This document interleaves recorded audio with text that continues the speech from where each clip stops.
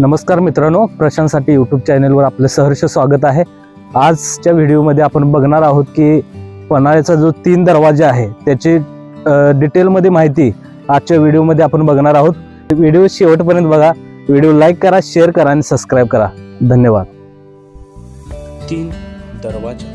या दरवाजाला कोकणी दरवाजा असेही म्हटले जाते, कारण हा दरवाजा कोकण या दिशेला आहे। हे बांधकाम राजा भोज यांच्या काळातील आहे। पहिला दरवाजा हेमाडपंथी बांधकाम, इंटरलॉक सिस्टीम अशा पद्धतीचं हे बांधकाम आहे। दगडावर दगड ठेवून हे बांधकाम करण्यात आलेलं आहे।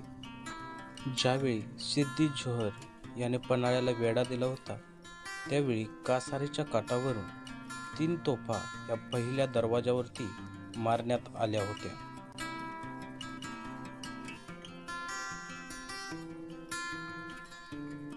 पहिल्या दरवाजावरती आहे नगाडखाना। यामध्ये नगाडा वाजवला जात होता।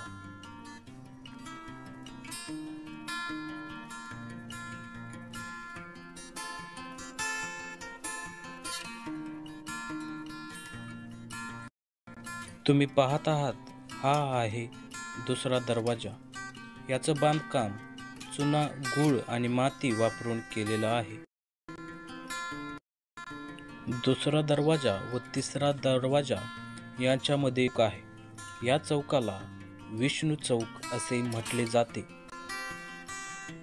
इसवी सन 1673 मध्ये कोंडाजी फर्जती यांनी छत्रपती शिवाजी महाराज यांना सोन्याच्या मोहरा देऊन त्यांचं या विष्णू चौकामध्ये त्यांनी स्वागत केलं होतं।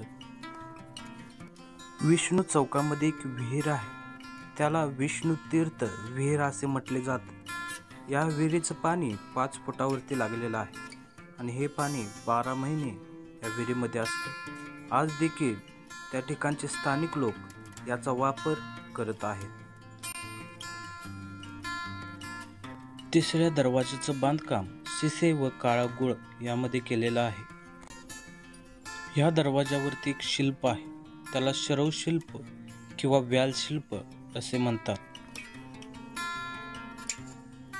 तिसऱ्या दरवाजावरचं नक्षीकाम किती रेखीव आहे आपण पाहू शकता।